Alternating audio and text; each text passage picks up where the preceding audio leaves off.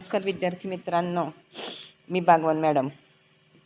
आज आपल्याला सहकार या विषयांतर्गत ग्राहक सहकारी संस्थांच्या कार्याचा विचार करायचा आहे. आपण मागच्या लेक्चरला ग्राहक सहकारी संस्थेच्या वैशिष्ट्यांचा विचार केलेला आहे. आता आपल्याला functions of consumer cooperative societies हा जो भाग आहे, ग्राहक सहकारी संस्थांची कार्य, तर याचा अभ्यास करायचा आहे. आपण बघितले की ग्राहक सहकारी संस्था नागरी भागामध्ये, निमशहरी भागामध्ये स्थापन झालेल्या असतात आणि ग्राहकांच्या गरजा पुरवणं हा महत्त्वाचा हेतू ग्राहक सहकारी संस्थांचा असतो. जागतिक सहकार चळवळीमध्ये ग्राहक सहकारी संस्थांचा वाटा जो आहे तो महत्त्वाचा आहे. आपण बघितलं आहे की 1844मध्ये इंग्लंडमधील रॉशडेल येथे 28 विणकरांनी एकत्र येऊन रॉशडेल इक्विटेबल पायोनियर्स सोसायटी लिमिटेडची स्थापना केलेली होती. आणि भारतामध्ये सुद्धा चेन्नईला ट्रिप्लिकन अर्बन कोऑपरेटिव्ह सोसायटी लिमिटेडची स्थापना झालेली होती. तर या ग्राहक सहकारी संस्थांच्या माध्यमातून जीवनावश्यक वस्तू ग्राहकांच्यापर्यंत पोचवणं, मध्यस्थांचं उच्चाटन करणं आणि ग्राहकांना सेवा पुरवणं हे महत्त्वाचं काम या ग्राहक सहकारी संस्था पार पाडत असतात. तर बघा, ग्राहकांच्या संरक्षणासाठी, ग्राहकांच्या हितासाठी भारत सरकारने 1986ला ग्राहक संरक्षण कायदा लागू केलेला आहे बघा. आणि 24 डिसेंबर हा दिवस जो आहे तो राष्ट्रीय ग्राहक दिन म्हणून साजरा केला जातो, पाळला जातो. तर बघा, ग्राहक हा अर्थव्यवस्थेचा काय आहे, केंद्रबिंदू आहे.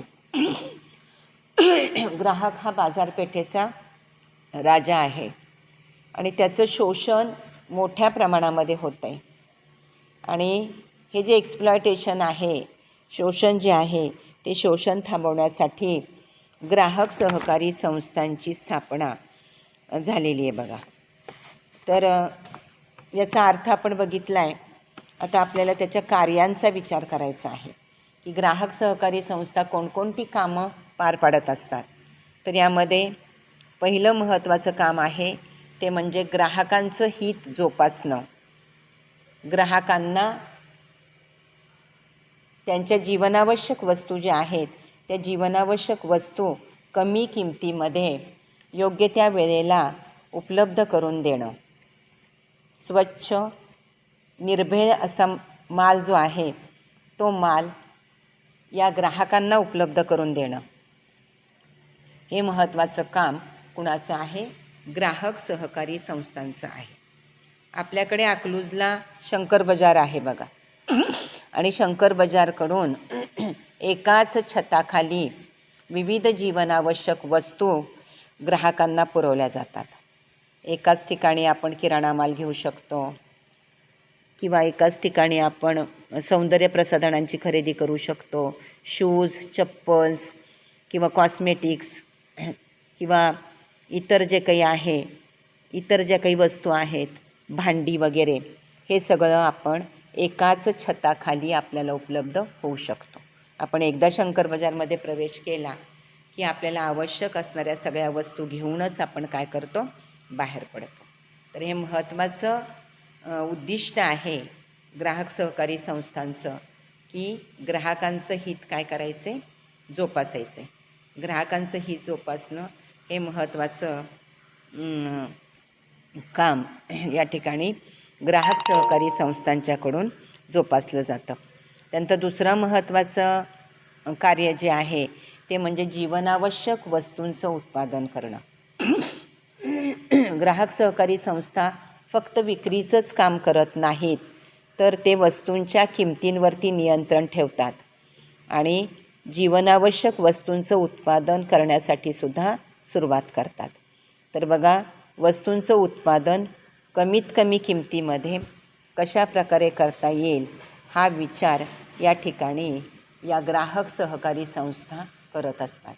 बघा, चटण्यांचं उत्पादन करणं, लोणच्यांचं उत्पादन करणं,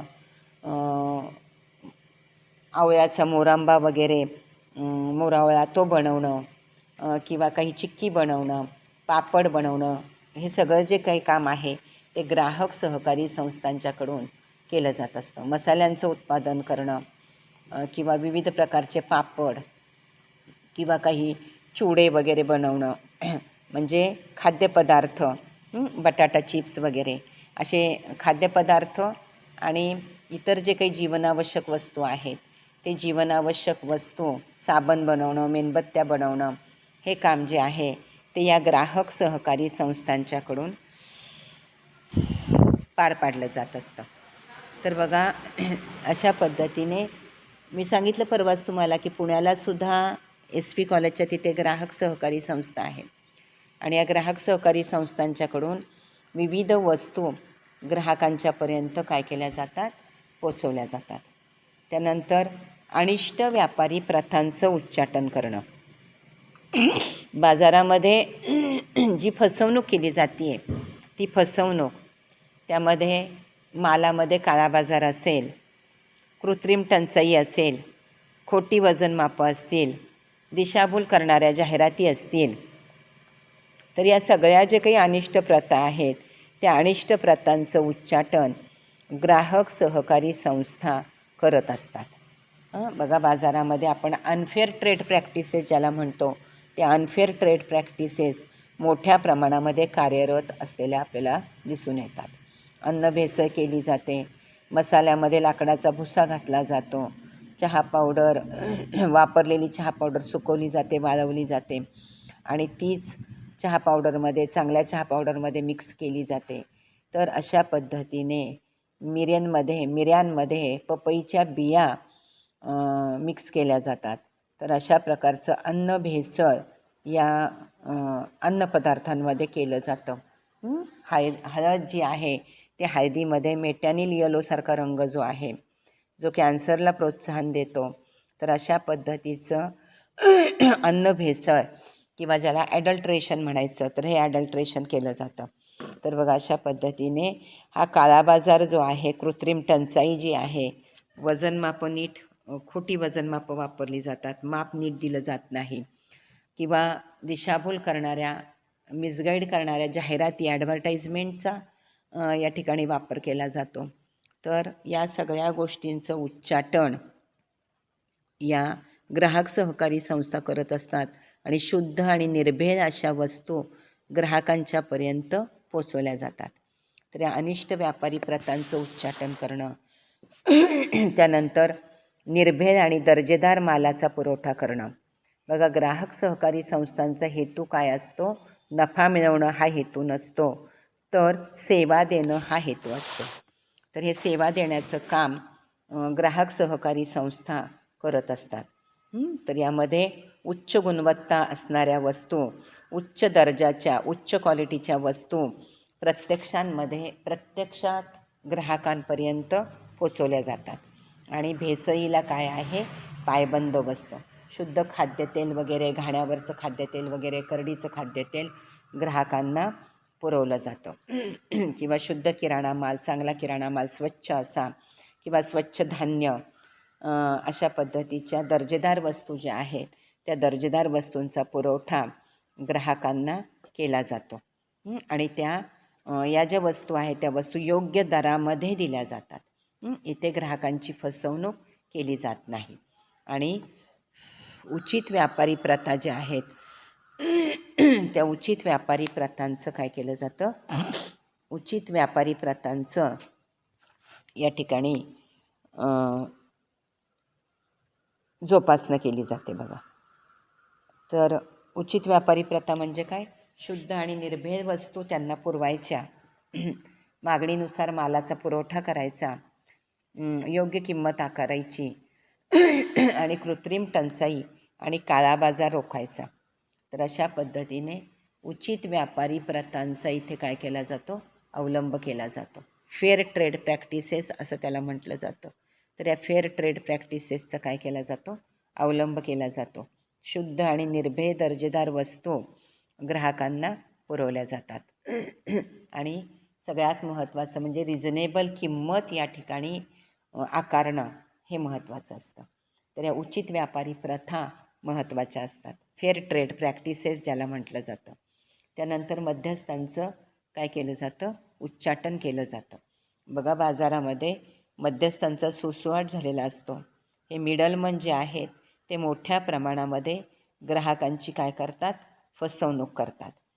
वितरण व्यवस्था जी आहे त्या वितरण व्यवस्थेमध्ये घाऊक व्यापारी त्यानंतर किरकोळ व्यापारी अशा पद्धतीची साखळी असते. तर यामध्ये मध्यस्थांचं उच्चाटन करणं आणि डायरेक्ट माल जो आहे तो घाऊक व्यापाऱ्यांच्याकडून किरकोळ व्यापाऱ्यांपर्यंत पोचवणं हे काम या ठिकाणी केलं जात असतं आणि मध्यस्थांचं काय केलं जातं, उच्चाटन केलं जातं. तर ही गोष्टसुद्धा इथे महत्त्वाची आहे बघा की ग्राहकांचं हित जोपासणं, ग्राहकांना सेवा देणं हे काम इथे महत्त्वाचं आहे. त्यानंतर ग्राहकांची फसवणूक जी आहे ती ग्राहकांची फसवणूक टाळणं आणि त्यांना चांगल्या दर्जाचा चांगल्या क्वालिटीचा माल उपलब्ध करून देणं हे काम या ठिकाणी ग्राहक सहकारी संस्थांच्याकडून केला जात असतो. त्यानंतर मक्तेदारीला आळा घातला जातो. बघा आपण बघितलं आहे की भारत सरकारने मक्तेदारी प्रतिबंधक कायदा केलेला आहे, MRTP act, marginal restrictive trade practices act. तर हा MRTP ॲक्ट किंवा मक्तेदारी प्रतिबंधक कायद्यांतर्गत मक्तेदारीला, फसवणुकीला आळा घातला जातो आणि सभासदांचं हित जे आहे ते सभासदांचं हित या ठिकाणी डोळ्यासमोर ठेवलं जातं की जीवनावश्यक वस्तू ज्या आहेत त्या जीवनावश्यक वस्तू किंवा दुर्मिळ वस्तू ज्या आहेत त्या दुर्मिळ वस्तूंचं स्वबळावरती उत्पादन करायचं आणि या वस्तू ग्राहकांना उपलब्ध करून द्यायच्या. तर बघा याच्यामुळे काय होतं, मक्तेदारीवरती नियंत्रण ठेवता येतं. मक्तेदारीवरती, फसवणुकीवरती नियंत्रण ठेवता येतं आणि ग्राहकांच्या हिताचं काय होतं, संरक्षण होतं. ग्राहक हिताय असं म्हटलं जातं की ग्राहकांचं हित या ठिकाणी महत्त्वाचं आहे. ग्राहक हा बाजारपेठेचा राजा आहे, ग्राहक हा बाजारपेठेचा केंद्रबिंदू आहे. आणि न्यायमूर्ती छगलांनी एका ठिकाणी लिहून ठेवलेलं आहे की consumer is kingpin of society, म्हणजे किंगपिन ऑफ मार्केट हा केंद्रबिंदू आहे. ग्राहक नसेल तर व्यापार उदीम चालेल का, बाजारपेठेमध्ये मागणी येईल का, मालाची विक्री होईल का, होणार नाही. त्याच्यामुळे ग्राहक हा राजा आहे आणि ग्राहक राजा हा महत्त्वाचा आहे, तो बाजारपेठेचा केंद्रबिंदू आहे. तर बघा अशा पद्धतीने ग्राहकांच्या हिताचं संरक्षण करणं हे या ठिकाणी काय आहे, महत्त्वाचं आहे की ग्राहकांना योग्य त्या वस्तू आहेत त्या योग्य त्या वस्तूत ग्राहकांना उपलब्ध करून देणं, त्यांच्या गरजेच्या वेळेला दुर्मिळ वस्तू ज्या आहेत त्या दुर्मिळ वस्तू उपलब्ध करून देणं हे काम ग्राहक सहकारी संस्था या ठिकाणी करत असतात. त्यानंतर किंमत पातळी जी आहे त्या किंमत पातळीमध्ये स्थिरता ठेवली जाते. किंमत पातळी जी आहे, आज आपण बघतो की बाजारामध्ये इन्फ्लेशन आहे, भाववाढ मोठ्या प्रमाणामध्ये आहे. तर याला काय केला जातो आहे, आळा घातला जातो आहे आणि खाजगी व्यापारी काय करतात, मोठ्या प्रमाणामध्ये नफा कमवतात. काय करतात, मोठ्या प्रमाणामध्ये नफा कमवतात आणि कृत्रिम टंचाई निर्माण करतात आणि कृत्रिम टंचाई निर्माण करून काय करतात, वस्तूंची किंमत वाढवतात. वस्तूंची काय करतात, किंमत वाढवतात. त्यामुळे ग्राहकांच्या खर्चामध्ये काय होत असते, वाढ होत असते.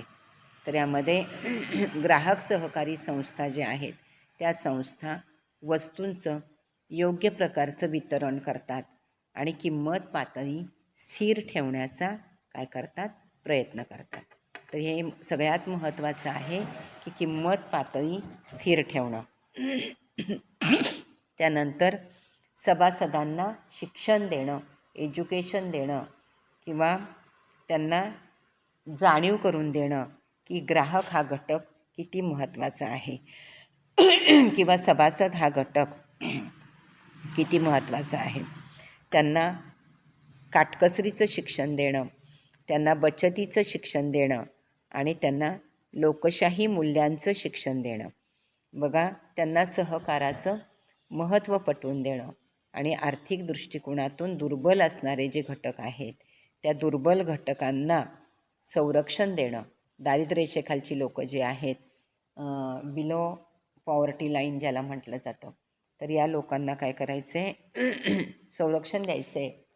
त्यांच्या राहणीमानामध्ये सुधारणा घडवून आणायची आहे आणि हे काम शिक्षणाच्या माध्यमातून केलं जातं. शिक्षण हे वाघिणीचं दूध आहे असं म्हटलं जातं बघा.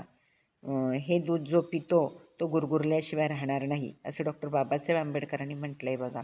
तर शिक्षण हे अतिशय महत्त्वाचं आहेत, विचार अतिशय महत्त्वाचे आहेत. तर यामध्ये त्यांना जाणीव जागृती त्यांच्यामध्ये करणं, त्यांना जाणीव करून देणं हे या ठिकाणी महत्त्वाचं आहे बघा. आणि शासनाचं प्रतिनिधित्व करणं. शासन काय करतं आहे की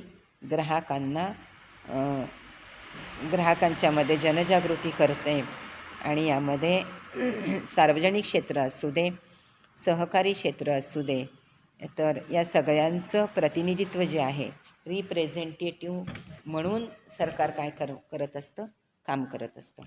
तर यामध्ये प्राथमिक ग्राहक सहकारी संस्था ज्या आहेत त्या नियंत्रित आणि जीवनावश्यक वस्तूंचं वितरण करतात आणि गरजेनुसार माल त्यांच्यापर्यंत पोचवला जातो. तर बघा, सामान्य व्यक्तींना नियंत्रित दराने वस्तू देऊन काय केलं जातं, सामाजिक न्याय जो आहे, सोशल इक्वॅलिटी जी आहे ती सोशल इक्वॅलिटी या ठिकाणी पाहिली जाते बघा. तर अशा पद्धतीने हा सगळा भाग या ठिकाणी काय आहे, महत्त्वाचा आहे की ग्राहक सहकारी संस्था ज्या ग्राहकांच्यासाठी काम करतात. ग्राहक, आम्ही सांगितलं की ग्राहक हा बाजारपेठेचा राजा आहे आणि हा दुर्मुखलेला आहे, त्याचं शोषण मोठ्या प्रमाणामध्ये होतं आहे. तर हे शोषण या ठिकाणी थांबवणं अतिशय गरजेचं आहे आणि त्याला न्याय मिळवून देणं, सोशल इक्वॅलिटी मिळवून देणं, सामाजिक न्याय मिळवून देणं, या सगळ्या गोष्टी महत्त्वाच्या आहेत. सध्याच्या वातावरणामध्ये आपण बघतो आहे की जागतिकीकरणाची परिस्थिती आहे, प्रायव्हटायझेशन वाढलेलं आहे, खाजगी संस्थांचं प्रमाण वाढलेलं आहे आणि मग या खाजगी संस्थांशी काय करावं लागतं, या ग्राहक सहकारी संस्थांना काय करावं लागतं, टक्कर द्यावी लागते, स्पर्धा करावी लागते. आपण बघतो की बेकरी उत्पादनाच्या बाबतीमध्ये सुद्धा ग्राहक सहकारी संस्था अतिशय महत्त्वाची भूमिका बजावतात. कोल्हापूर वगैरे त्या भागामध्ये किंवा इचलकरंजी, येळगुड वगैरे, येळगुडचा ब्रेड आपल्याकडे येतो बघा, तो सहकारी संस्थेच्या माध्यमातून आपल्याकडे पोचवला जातो. किंवा कोल्हापूरचं भडंग जे आहे ते भडंग आपल्यापर्यंत या ग्राहक सहकारी संस्थांच्या माध्यमातून पोचवलं जातं. तर बघा, अशा पद्धतीचे खाद्यपदार्थ जे आहेत, विविध स्नॅक्स जे आहेत, फरसाण वगैरे, तर हे बचत गटांच्या माध्यमातून तयार केलं जातं, ग्राहक सहकारी संस्थांच्या माध्यमातून तयार केलं जातं आणि ते आपल्यापर्यंत पोचवलं जातं. बघा, आपण बघतो की आपल्या शंकर बाजारमध्ये ज्या वस्तू असतात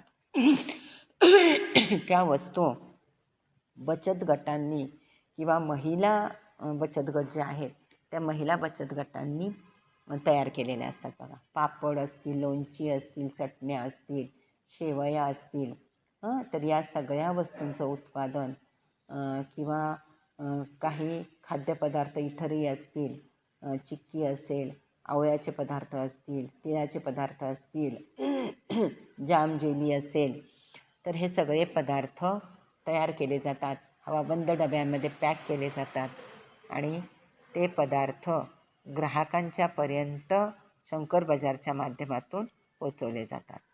तर यामध्ये ग्राहकांची काय केली जाते? सेवा केली जाते. आता उन्हाळा सुरू झाला आहे बघा, आणि उन्हाच्या झळा आपल्याला सोसाव्या लागणार आहेत.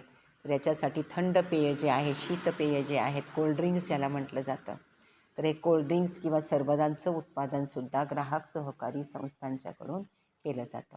मग आवळ्याचं सरबत असू दे, कोकमचं सरबत असू दे, गुलाब असू दे, रूअफजा असू दे, किंवा वाळ्याचं सरबत असू दे, किंवा बरेच प्रकार आहेत त्याच्यामध्ये, सब्जाचं सरबत असू दे, तर हे सगळं, जिऱ्याचं सरबत असू दे, ही सगळी सरबतं ग्राहक सहकारी संस्थांच्या माध्यमातून आपल्यापर्यंत पोचवले जातात. म्हणजे ग्राहकांचं हित जोपासणं, ग्राहकांना विविध वस्तू, विविध पीठंसुद्धा आपल्यापर्यंत, चकलीचं पीठ असेल, भाजणीचं पीठ असेल, इडलीचं पीठ असेल, डोश्याचं पीठ असेल, ढोकळ्याचं पीठ असेल, तर हे सगळं आपल्यापर्यंत ग्राहक सहकारी संस्थांच्याकडून पोचवलं जातं. अगदी झाडूपासून ते अगदी भारी वस्तूंपर्यंत सगळ्या वस्तू ज्या आहेत ते एकाच छताखाली उपलब्ध करून दिल्या जातात. तर हे या ठिकाणी काय आहे, महत्त्वाचं आहे की आपल्याला ग्राहक सहकारी संस्था ज्या आहेत, तर या ग्राहक सहकारी संस्थांची रचना जी आहे ती संघटनात्मक स्वरूपाची रचना आहे आणि रास्त किमतीमध्ये आपल्याला वस्तू ग्राहकांपर्यंत पोचवले जातात. आणि त्याच्यामुळे काय होतं, आपल्या राहणीमानामध्ये सुधारणा होते. आपलं स्टँडर्ड ऑफ लिव्हिंग जे आहे ते स्टँडर्ड ऑफ लिव्हिंग या ठिकाणी त्याचा दर्जा चांगला राखणं, हे या ठिकाणी महत्त्वाचं काम ग्राहक सहकारी संस्था करत असतात बघा. तर मध्यस्थांच्याकडून होणारी फसवणूक जी आहे त्या फसवणुकीपासून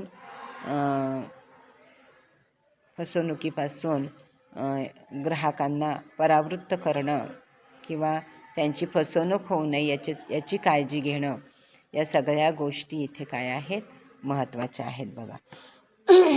तर यामध्ये ग्राहक सहकारी संस्था ज्या आहेत त्या ग्राहक सहकारी संस्थांच्यामध्ये सुपर बाजार जो आहे तो सुपर बाजार महत्त्वाचा आहे. सुपर बाजारची स्थापना 15 जुलै 1966 रोजी दिल्लीला झाली आहे बघा. भांडाराची स्थापना जी आहे, तर अशा भांडारांची स्थापना मुंबई, कोलकाता, हैदराबाद, चेन्नई वगैरे, बेंगलोर, पुणे आणि नागपूर या ठिकाणी केलेली आहेत. म्हणजे मोठ्या ज्या सिटी आहेत त्याला कॉस्मोपॉलिटन सिटीज असं म्हटलं जातं. तर या कॉस्मोपॉलिटन सिटीजमध्ये अशा प्रकारच्या मॉल्स ज्याला म्हटलं जातं, ग्राहक सहकारी संस्थांची स्थापना केली गेलेली आहे बघा. तर हा सुपर बाजार जो आहे त्या सुपर बाजारामध्ये आपल्याला एकाच छताखाली विविध वस्तू उपलब्ध होऊ शकतात. त्याच्यामध्ये कापड असेल, औषधं असतील, स्वयंचलित यंत्रांचे सुट्टे भाग असतील, सौंदर्य प्रसाधनं असतील, दूरचित्रवाणी असेल, इलेक्ट्रिकल उपकरणं असतील, तयार कपडे असेल, किराणा माल असेल, तर या सगळ्या वस्तूंचा पुरवठा आपल्याला एकाच छताखाली उपलब्ध होत असतो बघा. तर बघा अशा पद्धतीने आपल्याकडे मध्यवर्ती ग्राहक भांडारं किंवा सुपर बाजार किंवा ज्याला जनता बाजार असं म्हटलं जातं किंवा ज्याला विभागीय भांडारं असं म्हटलं जातं, तर ही विभागीय भांडारं आपल्याला उपलब्ध होऊ शकतात बघा. आणि प्राथमिक सहकारी संस्था ज्या आहेत तर या प्राथमिक सहकारी संस्था यामध्ये आपल्याला खालच्या पातळीवरती काम करणाऱ्या किंवा ग्रामीण आणि शहरी आणि निमशहरी भागामध्ये काम करणाऱ्या संस्था आहेत प्राथमिक सहकारी संस्था. तर यामध्ये काय केलं जातं, ग्राहक एकत्र येतात आणि त्यांनी एकत्र येऊन या संस्थांची स्थापना केलेली असते. तर यामध्ये या संस्थांना वस्तूंचा पुरवठा मुख्यतः घाऊक सहकारी भांडारातून केला जातो आणि किरकोळ विक्री करणं हा या संस्थांचा महत्त्वाचा भाग आहे बघा.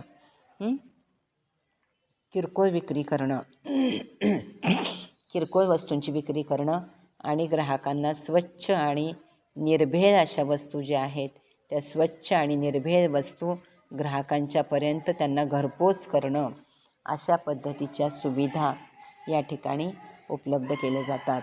हे ग्राहक सहकारी संस्थांचं महत्त्वाचं उद्दिष्ट आहे, महत्त्वाचा भाग आहे बघा.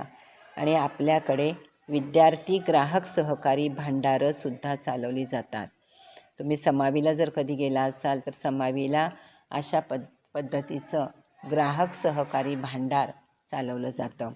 आणि यामधून विद्यार्थ्यांना आवश्यक असणाऱ्या वह्या, पुस्तकं किंवा शालोपयोगी साहित्य जे आहे, शाळेसाठी आवश्यक असणारं साहित्य पुरवलं जातं. ते कमी किमतीमध्ये उपलब्ध करून दिलं जातं बघा. तर शाळा असतील, महाविद्यालयं असतील तर किंवा विद्यापीठं असतील तर या पातळीवरती विद्यार्थी एकत्र येतात आणि अशा प्रकारचे विद्यार्थी ग्राहक भांडारं जी आहेत त्याची स्थापना करतात. तर बघा 1967 पासून या भांडारांच्या स्थापनेचा कार्यक्रम सुरू करण्यात आलेला आहे आणि राष्ट्रीय सहकारी विकास महामंडळाकडून त्याला कर्ज मिळतं, अनुदानं दिली जातात आणि या भांडारामधून विद्यार्थ्यांना वह्या, पुस्तकं, पेन, संदर्भ पुस्तकं, शास्त्रीय उपकरणं, पुस्तक पेढी योजना, शैक्षणिक साहित्य हे सगळं काही सवलतीच्या दरामध्ये उपलब्ध करून दिलं जातं. आणि या विद्यार्थी ग्राहक भांडाराच्या सभासदत्वासाठी वयाची अट नसते, तर कोणालाही याच्यामध्ये सभासदत्व घेता येतं. तर विद्यापीठामधून, महाविद्यालयांमधून सहकारी तत्वावरती ग्राहक भांडारं स्थापन करण्यासाठी सरकारने काय केलेलं आहे, प्रोत्साहन दिलेलं आहे. आणि ग्राहक आणि उत्पादक यांचा थेट संबंध आल्याशिवाय त्यांच्यातलं व्यावसायिक अंतर जे आहे ते व्यावसायिक अंतर कमी होणार नाही. तर बघा अशा पद्धतीने जनतेसाठी ग्राहक भांडारं स्थापन करण्यात आलेली आहेत आणि औद्योगिक कामगारांच्यासुद्धा सहकारी संस्था आहेत. तर हे सगळं या ठिकाणी महत्त्वाचं आहे बघा. तर अशा पद्धतीने आपण आज ग्राहक सहकारी संस्थांच्या कार्याचा विचार केलेला आहे आणि ग्राहक सहकारी संस्था किती महत्त्वाच्या आहेत तर हा भागसुद्धा आपण इथे अभ्यासलेला आहे. तर बघा अशा पद्धतीने आपण आजच्या लेक्चरच्या संदर्भामध्ये दिलेली माहिती तुम्ही ऐका, त्याच्यातले महत्त्वाचे मुद्दे जे आहेत ते महत्त्वाचे मुद्दे नोट डाऊन करून ठेवा आणि नंतर आपण पुन्हा प्रश्नांची चर्चा करणार आहोत. ज्यांनी चाचणी परीक्षा दिलेली नाही, जे विद्यार्थी अनुपस्थित आहेत, तर या लोकांनी चाचणी परीक्षेचा पेपर जो आहे तो तुमच्या ग्रुपवरती पाठवलेला आहे. तर हा पेपर सोडवून तुम्ही मला माझ्या व्हॉट्सअप ग्रुपवरती पाठवायचा, माझ्या नंबरवरती पाठवायचा आहे आणि मग मला मार्किंग त्याच्यातून करता येऊ शकेल. तर लवकरात लवकर हे काम करायचं आहे. आणि स्वयंअध्ययनाचा पण पेपर मी तुम्हाला दिलेला आहे, तर ते सुद्धा तुम्ही पूर्ण करायचं आहे. तर ठीक आहे, आपण आज थांबूयात. नमस्कार.